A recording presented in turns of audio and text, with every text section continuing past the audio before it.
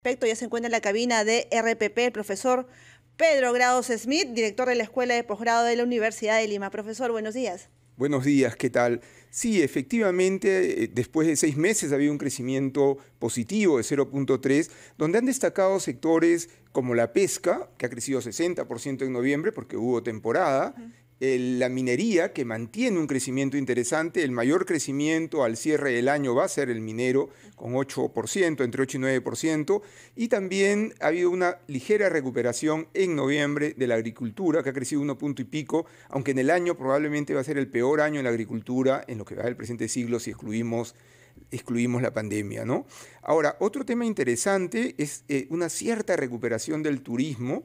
Si bien a través de un rubro que llaman alojamiento y restaurantes, pesa como 2,5% del producto, en noviembre no ha crecido, pero en el acumulado del año tiene un casi 3% de crecimiento. Entonces yo creo que es un momento interesante para pensar y que cambien las expectativas y poder recuperar el crecimiento de la Para que economía. quede claro, profesor, las cifras de PBI se dan 2 meses después, ¿verdad? Por eso que la medición de ahora es del mes de noviembre. Efectivamente, las cifras del PBI se publican el 15 o el 16 de cada mes. Es un reporte que genera el Instituto Nacional de Estadística e Informática, ¿no? El INEI. Y profesor, en base a lo que ha sido diciembre, campaña navideña, fin de año, mucha gente también viaja, ¿podríamos hablar de que en diciembre continúe esta tendencia de crecimiento del PBI? A ver, lo más esperado es que sí, que la cifra siga siendo positiva.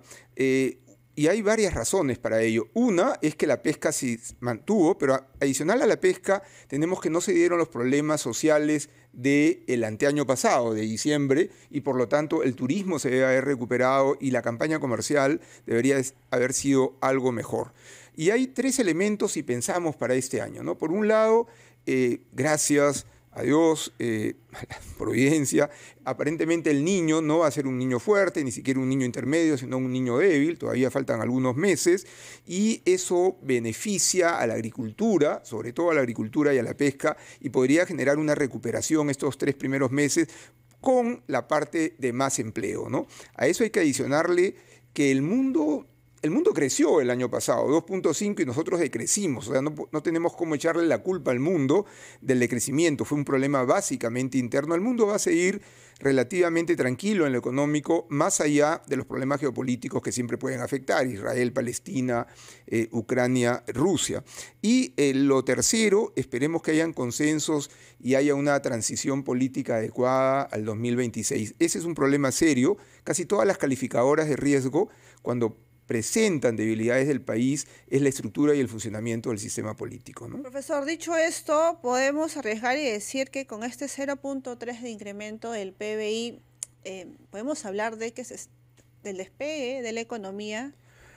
Me encantaría utilizar la palabra despegue. Yo diría una ligera recuperación de la economía, por lo menos no seguir cayendo es importante. Creo que el despegue, y los estimados para el próximo año es un crecimiento entre 2 y 3, realmente para que se sienta el beneficio, y el Perú tiene las posibilidades de hacerlo, deberíamos crecer entre 6 y 7, ¿no? Estamos todavía un poco lejos, y para absorber la cantidad de mano de obra nueva. Entonces hay mucho trabajo que hacer, y ahí siempre ponemos énfasis que la inversión privada es 4 veces la pública. Entonces, si no hay una recuperación de la inversión privada, que el año pasado cayó 7%, va a ser difícil ese despegue, ¿no?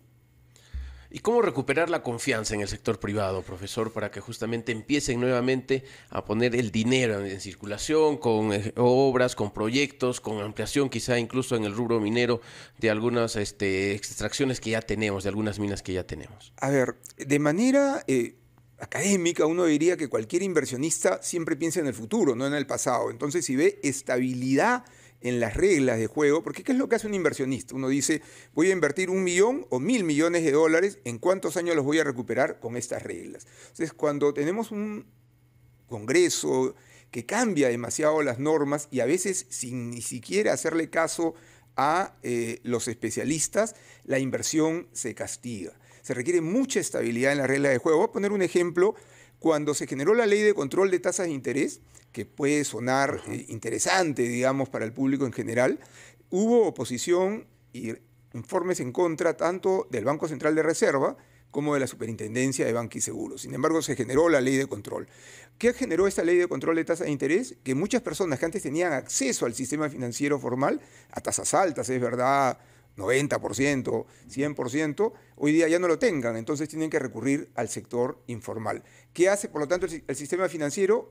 Para ese tipo de clientes no le da, invierte menos capital.